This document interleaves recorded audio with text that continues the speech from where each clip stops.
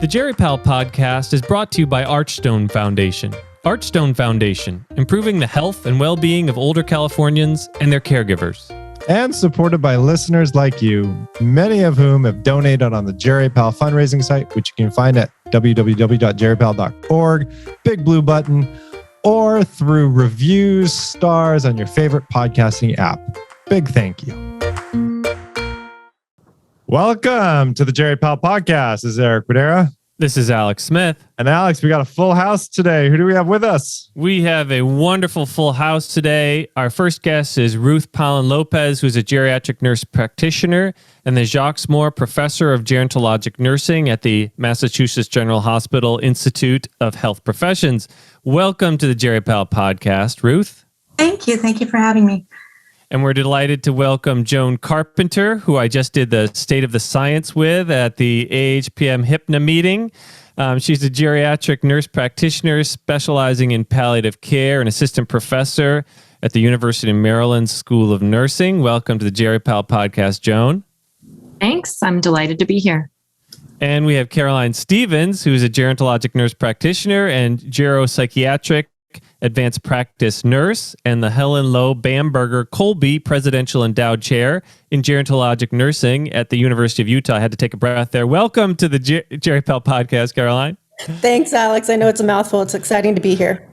And welcoming back to the Jerry Pal podcast for like her 10th time, we have Lauren Hunt, who is a nurse nurse researcher and assistant professor at the UCSF School of Nursing. Welcome back to the Jerry Pal podcast, Lauren. It is so great to be back. Thanks, Alex. So we're going to be talking about nursing homes and advanced dementia. This came from a JAMA IM study that Ruth just published, the advanced study of Association of Nursing Home Organizational Culture and Staff Perspectives with Variability in Advanced Dementia Care. We're going to dive into that study and others. I just want to say one of my favorite studies, Ruth, it was like, 10 years ago you published an archives paper? I did. Yes, I did. I love that. Every time I quote that study all the time. I do too. Thanks. That is like, there are two studies that I give out as exemplars of like outstanding qualitative research. And one of them is Karen Steinhauser's Annals of Internal Medicine paper on In Search of a Good Death. And then the other is your paper on feeding tubes and nursing home culture associated with, nursing homes with high rates of feeding tubes and low rates of feeding tubes. Oh, thanks. Because I will have a link to it on our show notes, but I love how it just paints a picture. And I think the same is true for this JAMA IM study. But before we talk about all that, I think somebody has a song request for Alex. Yes, Alex, I am requesting Kenny Chesney's While He Still Knows Who I Am. As a very young caregiver myself for my parents who had advanced dementia, as a teenager, this was just a really powerful song that just hit home as a caregiver, and just the living with someone who has dementia and knowing what's kind of on the horizon, and this topic and Ruth's work in particular with feeding tubes was a decision that I had to make for my father many years ago, 25, 30 years ago, and so bring it on. Thank you for the song choice, Caroline. Drive a Chevy 'cause he drove Chevy. Like him, I'm a baseball fan. I'm going back to see him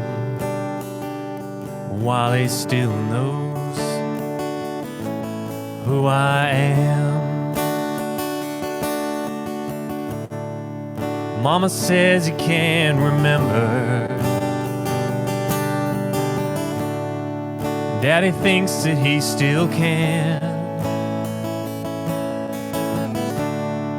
I'm going back to see him while he still knows who I am.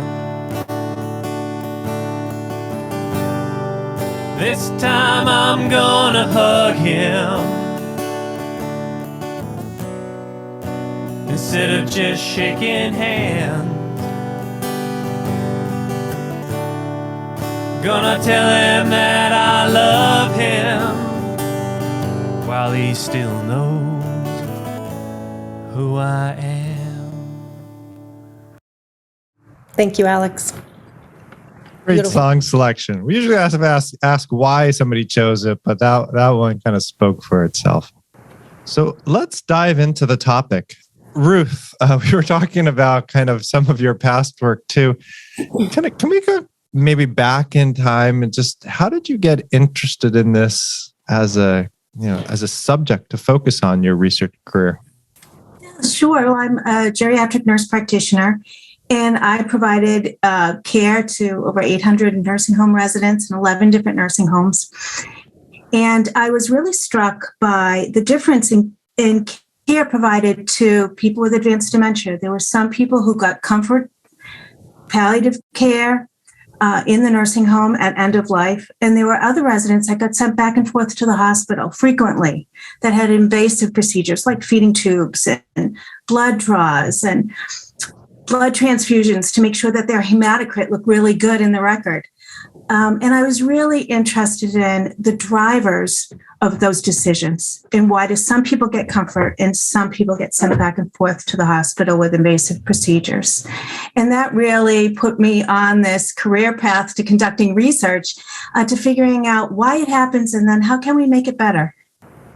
So, Ruth, you recently published this really fantastic paper in JAMA Internal Medicine, Association of Nursing Home Organizational Culture and Staff Perspectives with Variability in Advanced Dementia Care, the ADVANCE study.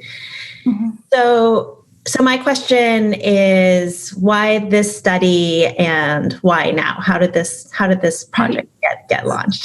Sure. So that also goes back a little ways.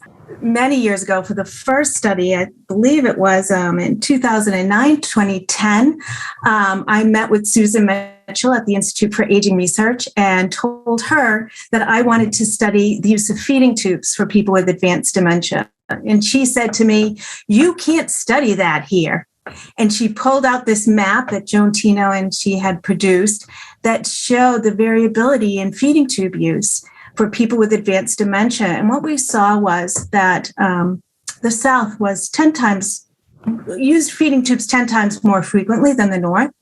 And African Americans were fed with tubes twice as often as whites. And she said to me, if I could do anything, I'd go down there to one of those Southern nursing homes and see what's going on. And I said, I can do that. I'm a qualitative researcher and I know how to do ethnography.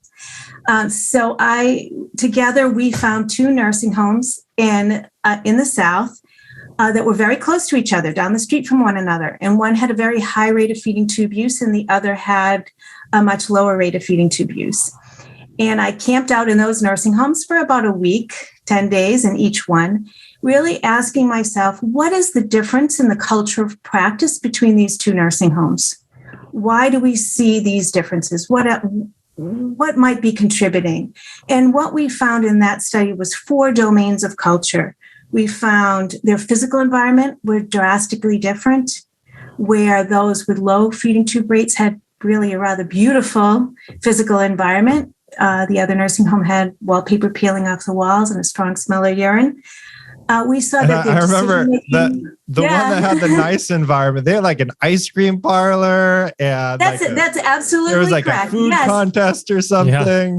Every day they had a different cooking contest, so that there was food throughout the facility and all day long. And the smell of food, right? Like the environment. Like when we think about like what makes us hungry, like when we go to a restaurant, it's not just like the food comes to you. It's like the smell and the experience. The smell and the environment and the nice table setting and nice dishes and all kinds of things that would make you want to eat more. And we also saw the decision-making processes were different, whereas the home with the low rate of feeding tube use involved families in decision-making. And we didn't see that in the high-rate nursing home. We also saw care processes were different. You just think the number of staff available to feed people. Feeding isn't, for people with advanced dementia, is very time consuming and takes a lot of hands and a lot of time. And then finally, we saw that their implicit values were different. We saw that the nursing home with a low rate of feeding tube use really valued comfort and valued keeping people in the facility.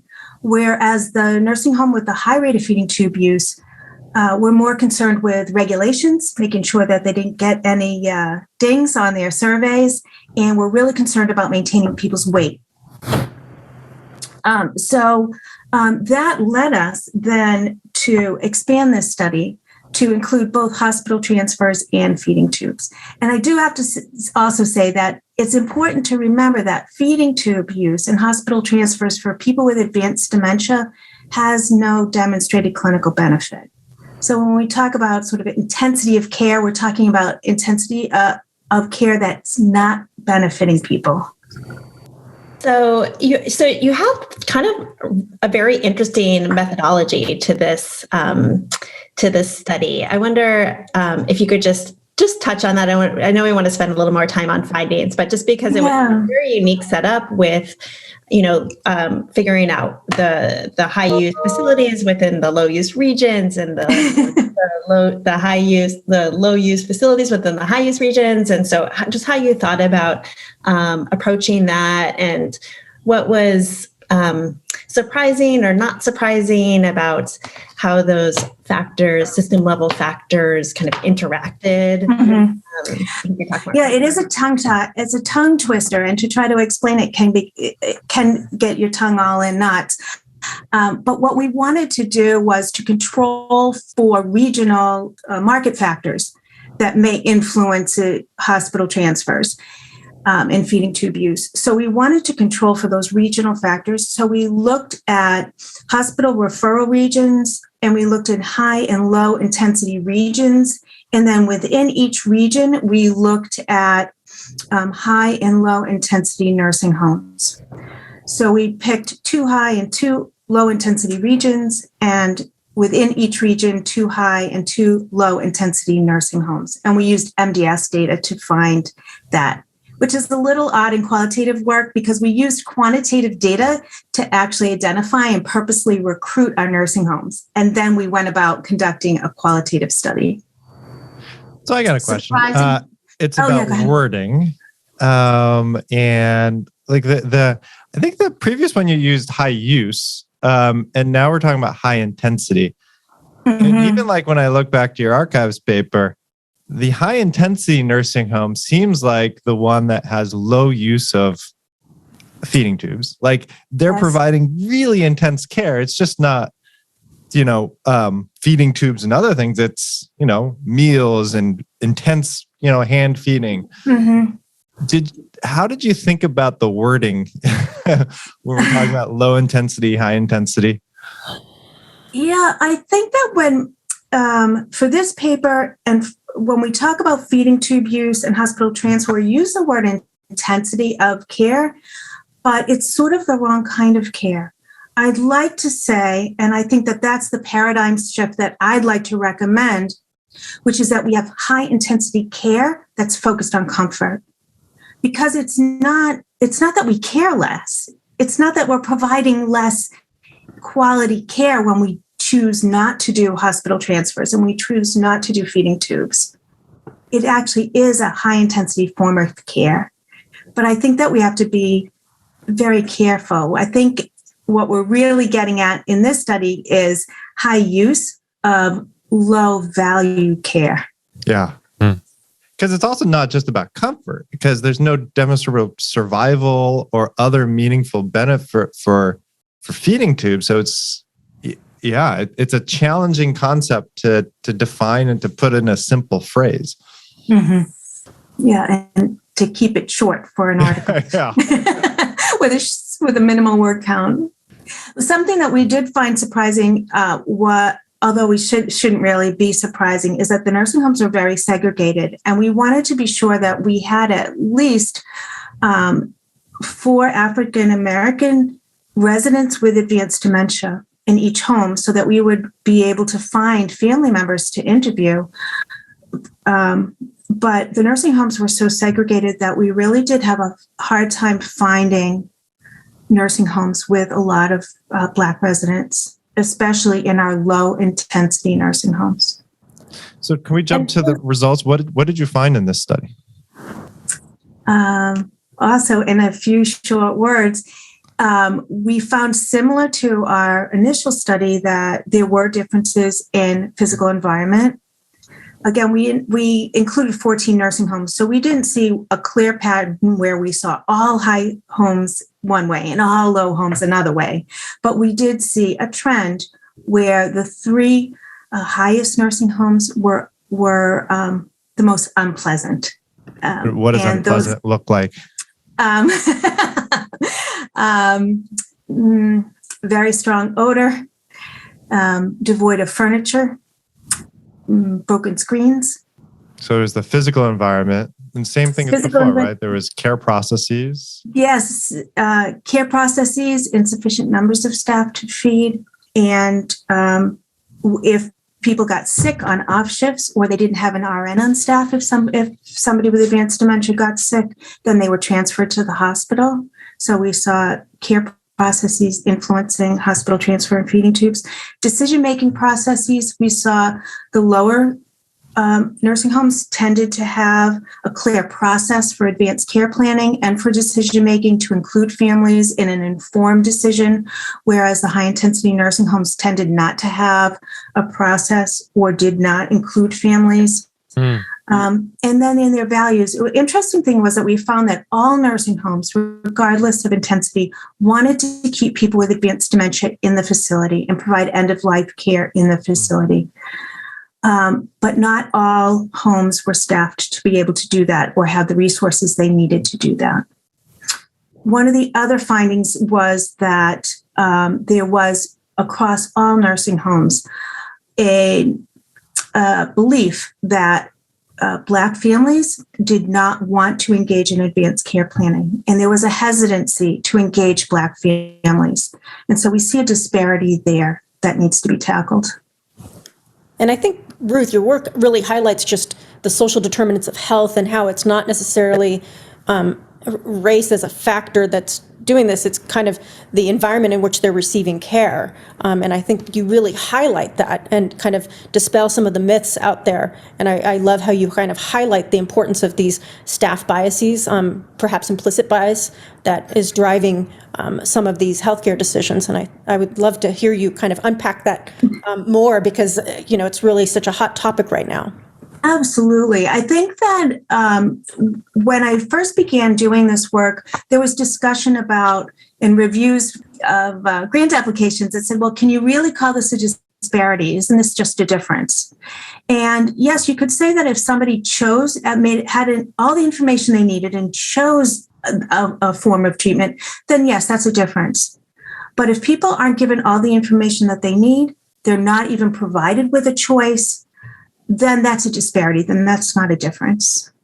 Well, and I think, Ruth, you also mentioned this earlier around the policies in some of these facilities, that they were more worried about adhering to their policy and to their meeting, certain, whatever their goals are for the facility, not necessarily for the residents' goals. And it reminds me of the skilled nursing facility benefit and how the policy behind that runs kind of what the care looks like for the residents.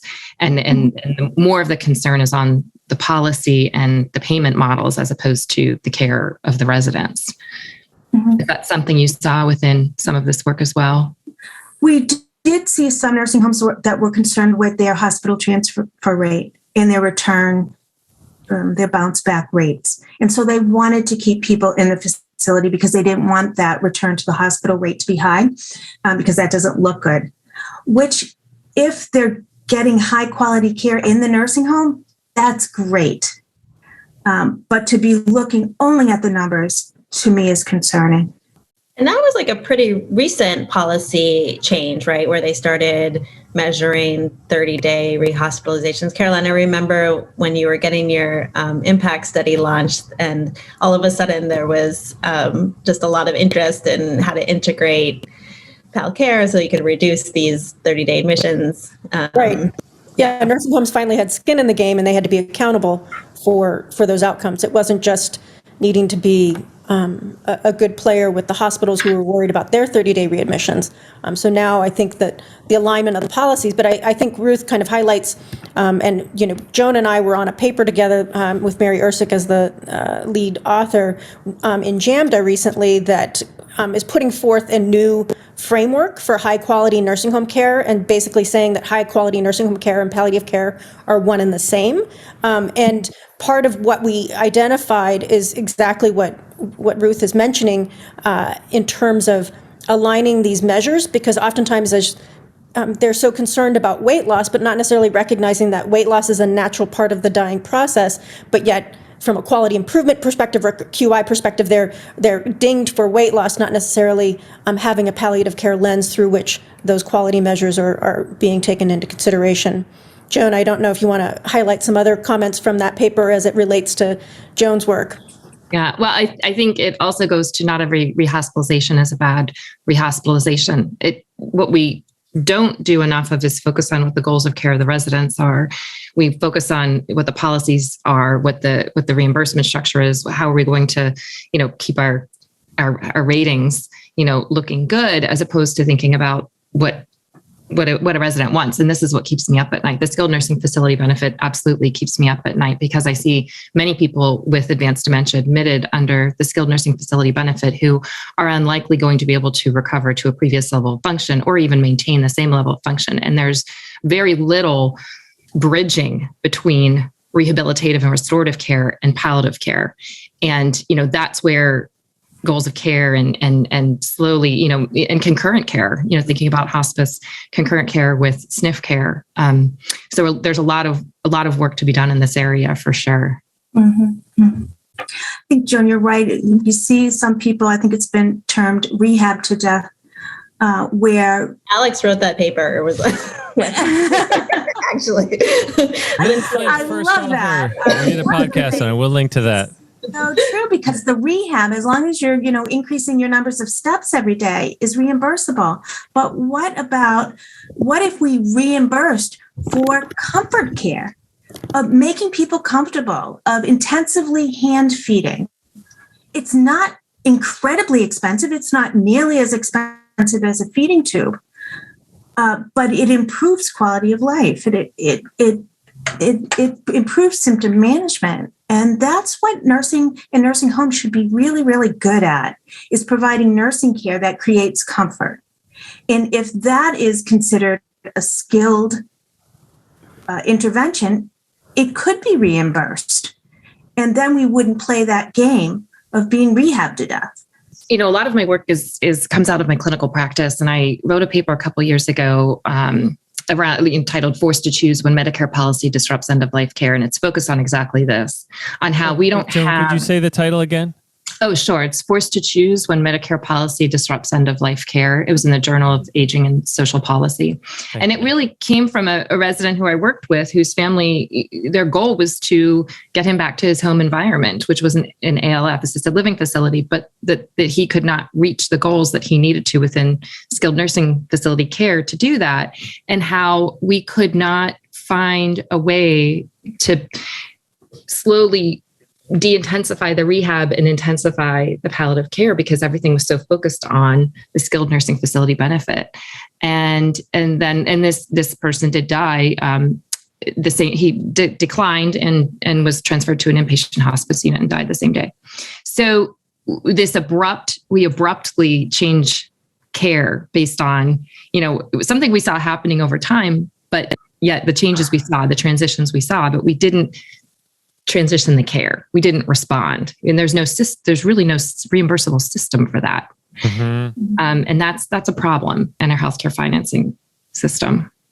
And I want to throw in a geropsych aspect, where this kind of Venn diagram between geriatrics, palliative care, and nursing home care. As a geropsych consultant in over 100 nursing homes in 3 states, I've found this issue all the time, where the staff are just like, this person with advanced dementia is pulling out their feeding tube, give them Haldol, give them restraints, do all of this. And I said, no, I think that, we need to stop reinserting the feeding tube.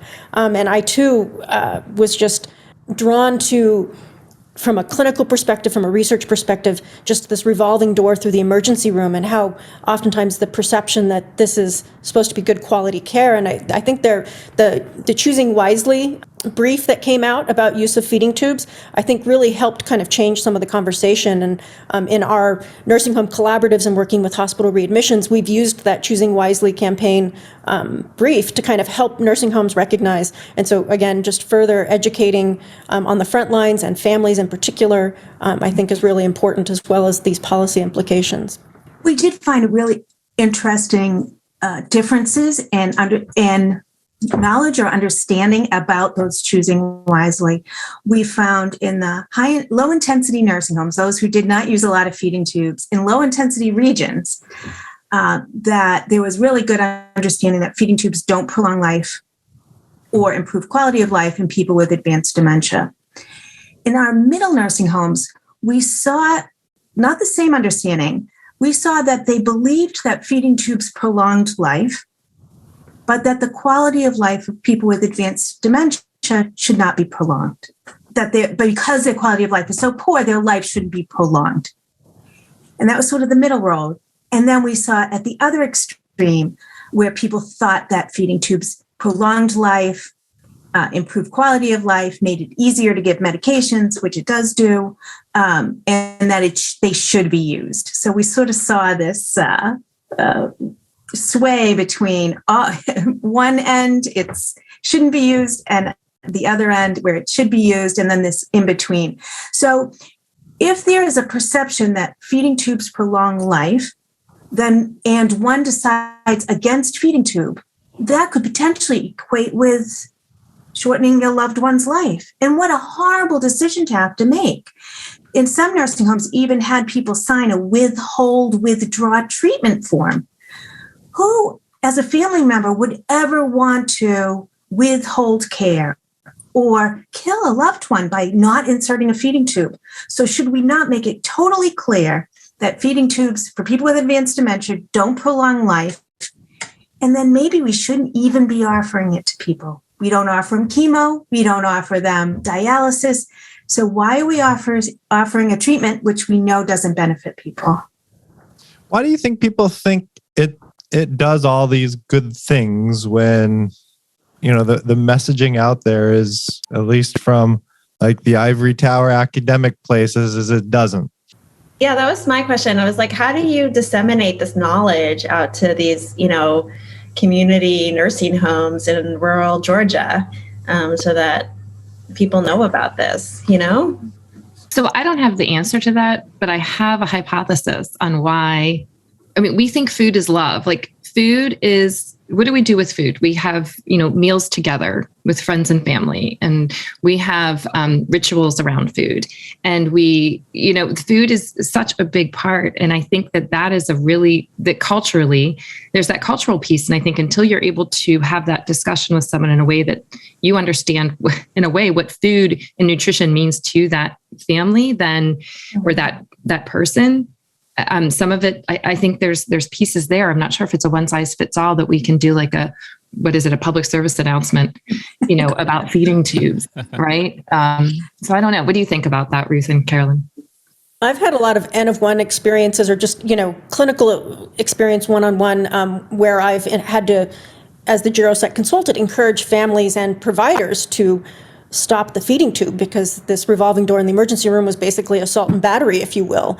And what ended up happening was this pulling of the feeding tube and encouraging family to engage in hand feeding and getting the staff engaged in hand feeding. We got rid of all these psychotropic medications.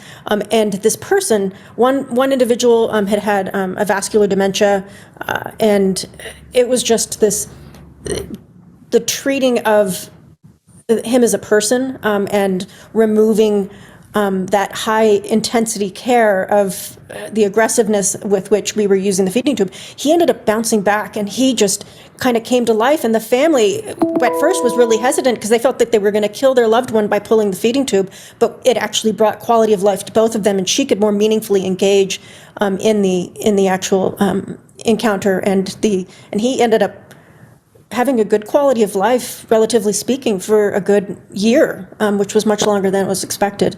But she was able to be with him and be more engaged. Well, I think the challenge, though, too, is, that's a lot about like thinking about their values, what's important, and decision-making process. What I liked about Ruth's paper is there are all of these structural issues.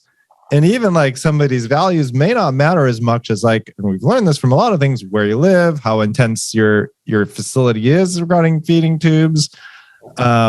So people's own thoughts and decisions may value less than like what nursing home you happen to be in. And, what does the physical environment look like? What does the care process look like?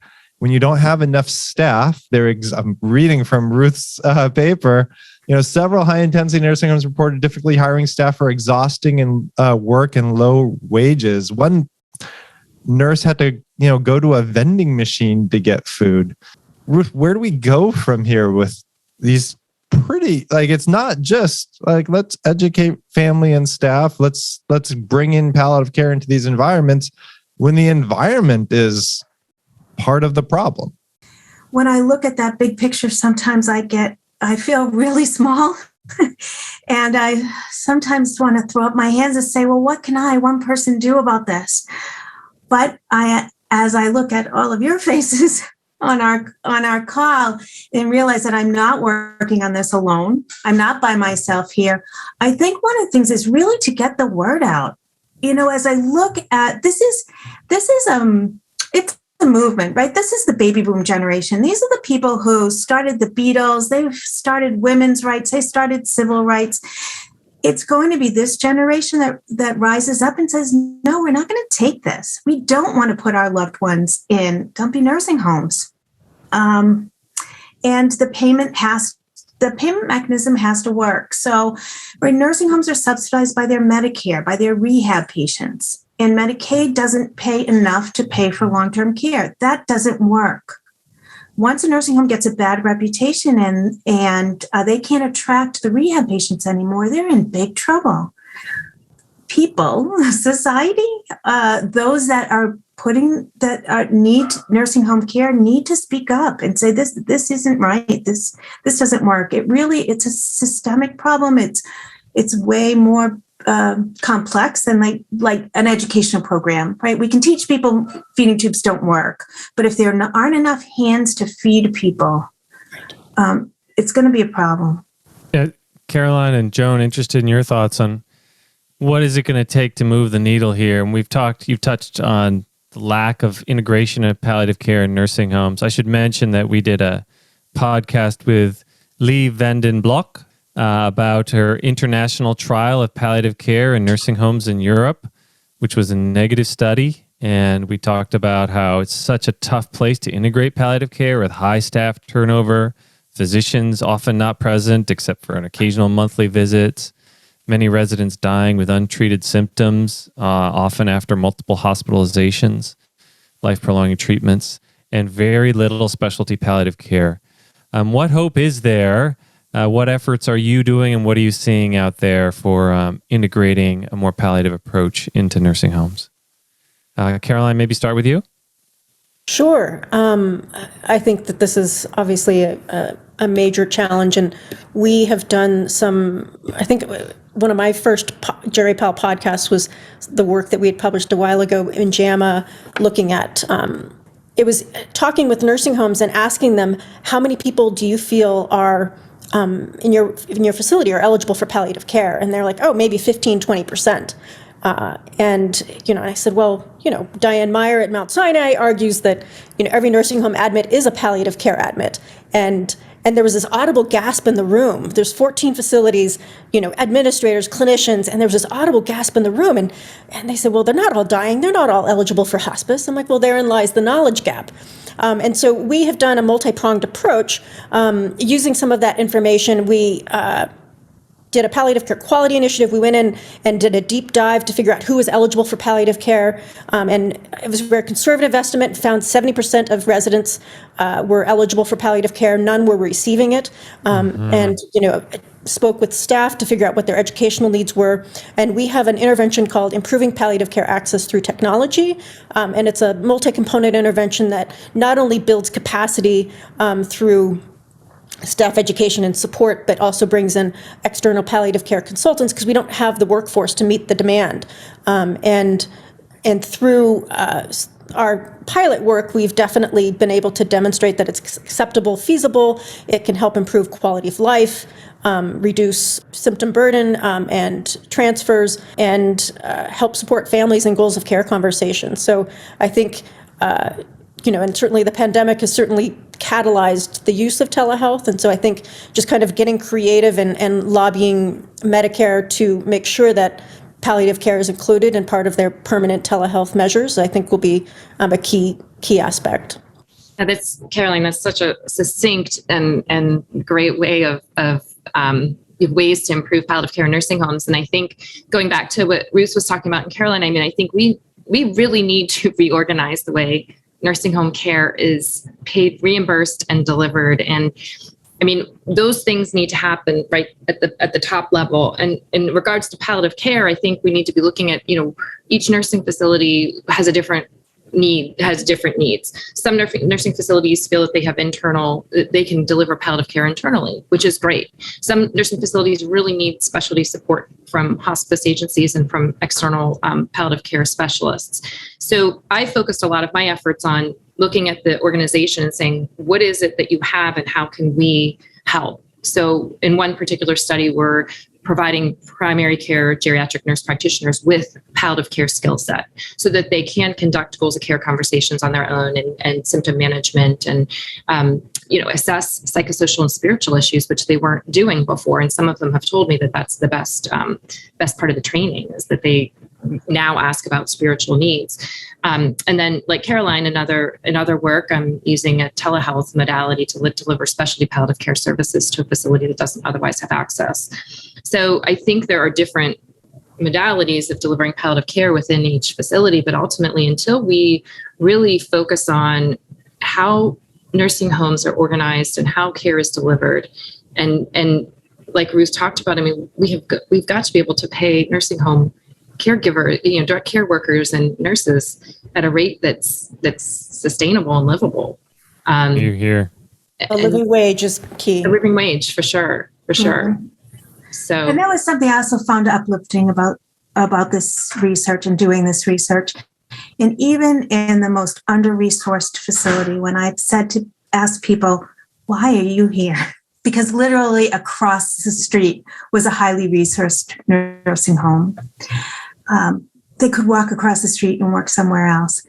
And they were so dedicated and said, if I wasn't here, no one else would be. And their dedication is really monumental. And we need to support people who are doing this work. Well, then thinking about where do we go from here? Like, how do we do that? What do we do? What should we advocate for? We'll do the magic wand. Ruth, if you had a magic wand right now, like what one thing would you change? One thing. The one thing that I'm focused on right now is encouraging staff and supporting staff to provide comfort care, high quality, what I'm calling advanced comfort care, which is focusing on quality of life and on making people comfortable. And I believe that most nurses and nursing homes know how to do that, and they can do that, and it's not super expensive to do that. If we know what's most important to people, what they like to be called, the food they like to eat, what makes them comfortable, what makes them smile in a day. And we can do that for people and ensure family members that staff are going to do that.